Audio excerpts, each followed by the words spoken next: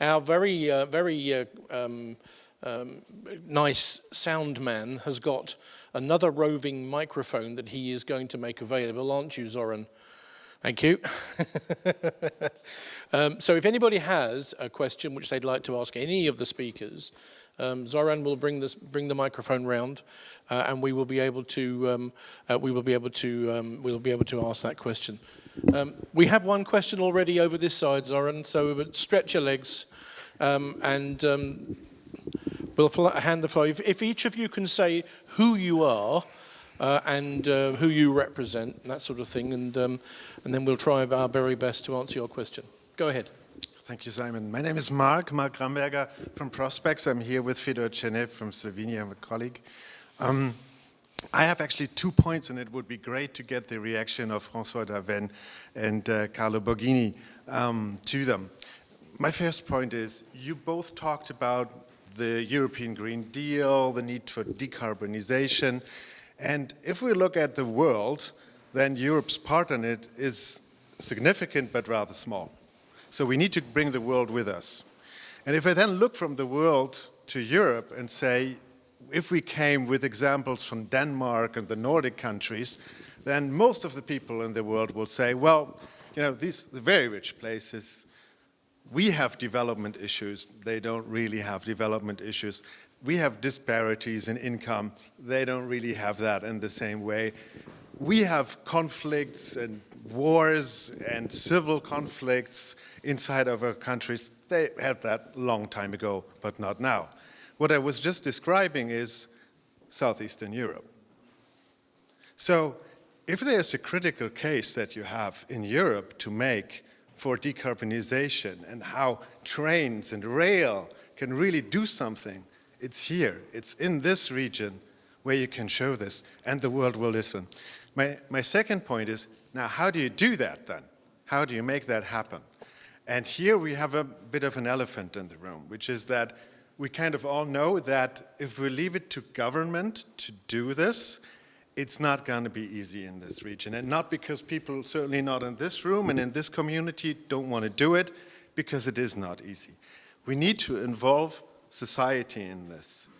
Business, civil society, and not just at the end, and not just about the implementation, but in strategizing and actually saying, where do we want to go, what's our ambition, how do we get there, the road mapping, and actually have them from the beginning part of this to make it something where politics and government can actually really work with the support of society and rather not having and being left in the struggle. So Those are my 2 I points. hope you've picked up on all of that. François, do you want to sort of, can we bring the microphone around to François, Zoran? Sorry to... Okay.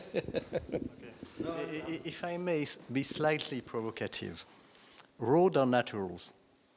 That's natural to do roads. We are doing roads since Romans. Roads are for free. Roads are for everybody. So you won't never dare to ask this question for a road on highway. It's natural to do road.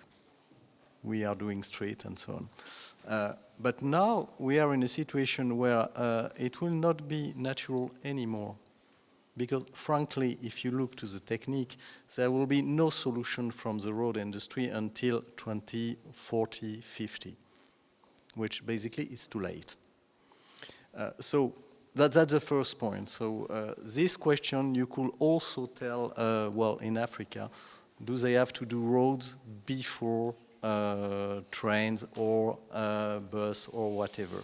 So the solution from my point of view is global. It's global with public transport to break with the individual vehicle culture and change mindset. Then if we take the other point, which is that a question of GDP, basically? You say, well, rail is for high GDP, like Denmark and so far and so on. It's not true. because in India they have a huge rail infrastructure, and the GDP per capita is what it is. It's still the case in China. The GDP per capita, well, that's the first economic power in the world, but the GDP per capita is still inferior to what, to a certain extent, to what it is in Europe. That's also the case in Turkey. In Turkey, they are developing rail and so on. So I think the question is more what kind of society we want collectively, and in this sense, I think you're right. We need to change the mindset. And if we are able to change the mindset, I think we can do it. I said in my speech that we are not the backbone of mobility, but in some areas we are. Well, as I said, for freight in the US, rail is the backbone of mobility, which is a paradox in the US, but it's true. In Switzerland, rail is the backbone of mobility, so to a certain extent in Austria, so it's possible. So what we have to show is that it's not only possible in those countries, and I think that's something which is feasible. And after that, we have indeed to deliver the technique and to lower the cost of all those systems. And Carlo explained very precisely how we can deliver. Carlo, a couple of words from you on that. I think you brought out problems that are well going beyond what we do, in fact. But the first one, but I would split in two parts. The first one is that if I take your perspective, that is absolutely legitimate, and we hear a lot of time, I don't think rail can sell itself to say we are the solution, because we have too many issues that undermine our business case. If you talk to the commuter, I go back to the example of Blush about we don't have airline commuters, okay? If you look at the commuter, they experience every day a train that is late, maybe, that is not clean, that is overcrowded, and so on and so on. And when you speak to any other country where rail is maybe less developed, they point out immediately to this type of experience. So from my point of view, and I look now from really the perspective of rail research innovation, my duty is to ensure that we eliminate the barriers. And when we do this type of exercise, and I show that we can do business in a different manner, be my guest to discuss in any country that rail is not the solution. But I need to go there. So this is the reason why, if you look at the business model of high speed, it's extremely interesting. If you take and again, we are a rich country, but not only, look at the impact on the south of Italy.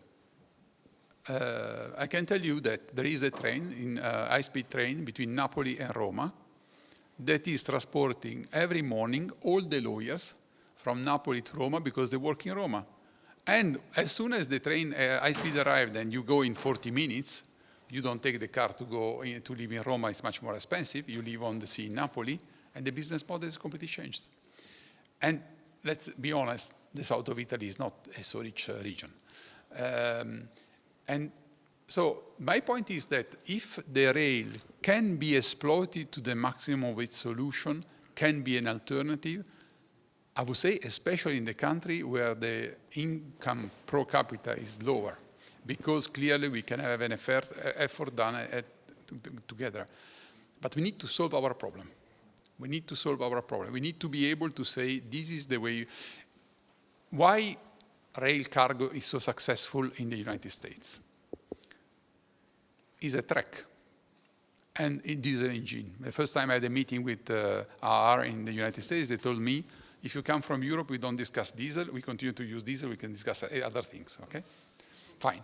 But if you look at the network, effectively, what is a track and a loco? And now they introduced the PTC in 8 years, not in indefinite duration like RTMS. We need to go the same direction. If we want to maximize for the ports, for the transport of goods, we need to go back to the strength of rail. A vehicle that is performing on a track and bring all the intelligence on board, because this will reduce enormously the cost. Because when you speak about cost, infrastructure manager has a major cost from the maintenance of the. So if you are able to intervene and look all the different gaps, I think after we can build a business model that we can export in all the parts of the world. And there are examples, India, China with the high speed, and so on and so on. It's not easy, and I totally agree with you. And also we are responsible.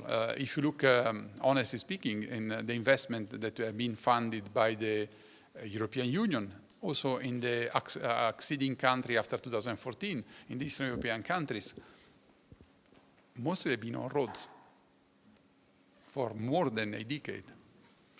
This is the reason why the rail system has been almost abandoned. And Enrico Lolei, the Director General of DG Transport and Mobility, was here this morning.